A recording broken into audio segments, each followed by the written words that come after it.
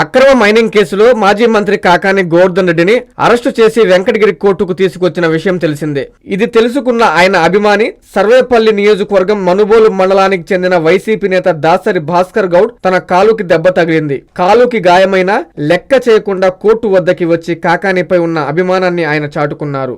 ఈ సందర్భంగా ఆయన్ని యంత్రి న్యూస్ పలకరించింది. ఆయన అభిమానాన్ని ఆయన మాటల్లోనే విందాం.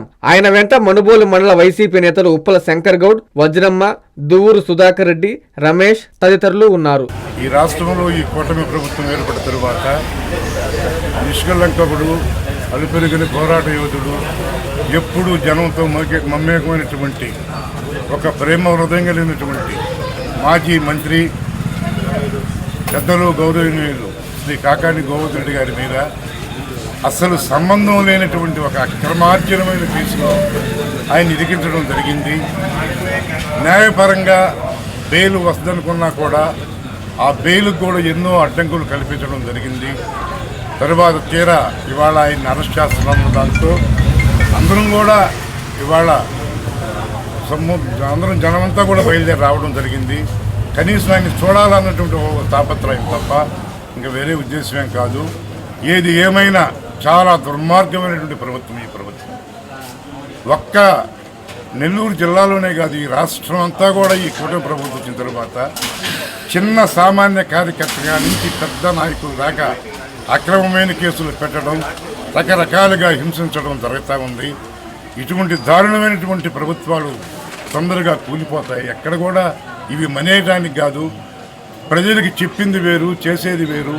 మేము సిక్స్ అని అదని ఇదని రకరకాలైనటువంటి వాగ్దానాలు చేసి ప్రజల్ని మభ్యపెడుతూ రోజుకొక వాతావరణం సృష్టిస్తూ చేయని తప్పుని చేసిందిగా చిత్రీకరిస్తూ ఏ ఒక్క సంబంధం లేని నిద్ర లేస్తే ప్రజలతో మమేకం తప్ప ప్రేమపూర్వకమైన రాజకీయాలు నడపడం తప్ప గ్రూపులు కానీ తగాదాలు కానీ ఏదో చేయాలన్న ఆలోచన లేనటువంటి మహా పెద్ద మనిషి, మహానాయకుడు మా గోవర్ధన్ రెడ్డి గారు.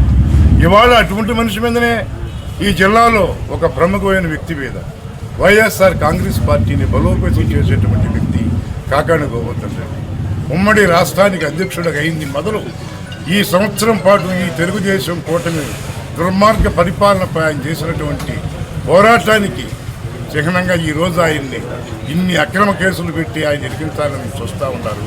పెద్ద స్థాయిలో నుంచి ఈ కుట్ర జరుగుతూ ఉంది. కాబట్టి మేమందరం కూడా ఇవాళ ఈయన తోటపల్లి గూడూరు మండల కన్వీనర్ శంకరయ్య గారు, అదేవిధంగా సుధాకర్ రెడ్డి గారు, మా మండల ప్రెసిడెంట్ వజ్రమ్మ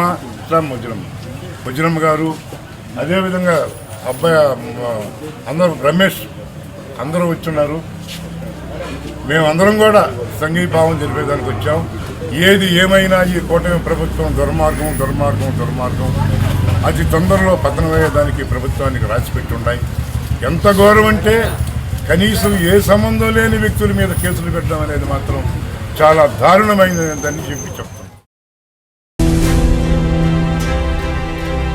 ప్రజల కోసం, ప్రగతి కోసం తెలుగుదేశం మహానాడు. రామరాజ్యం వంటి సంక్షేమ పాలనతో, రాజకీయ, సినీ సంచలన చరిత్రలతో తరతరాలకు స్ఫూర్తిగా నిలిచిన తెలుగుదేశం పార్టీ వ్యవస్థాపకులు స్వర్గీయ ఎన్టీఆర్ జయంతి సందర్భంగా ప్రతి ఏటా జరుపుకునే మహావేడుక మహానాడు 2025 మే 27, 28, 29 తేదీల్లో మహోత్సవంలా జరుపుకునే ఈ వేడుకకు మిమ్మల్ని మనసారా ఆహ్వానిస్తున్నాము. టీడీపీ ప్రజా ప్రతినిధులారా, కార్యకర్తలారా, నెల్లూరు పార్లమెంటు, కోవూరు నియోజకవర్గం ప్రజలారా, రండి, కదలి రండి. మహానాడు 2025ను జయప్రదం చేయండి. శ్రీ వేమిరెడ్డి ప్రభాకర్ రెడ్డి గారు, పార్లమెంటు సభ్యులు, Nellore founder chairman, VPR foundation. Shri Vemireddy Prashanth Reddy గారు, కోవూరు శాసనసభ్యులు, తిరుమల తిరుపతి దేవస్థానముల బోర్డు మెంబర్.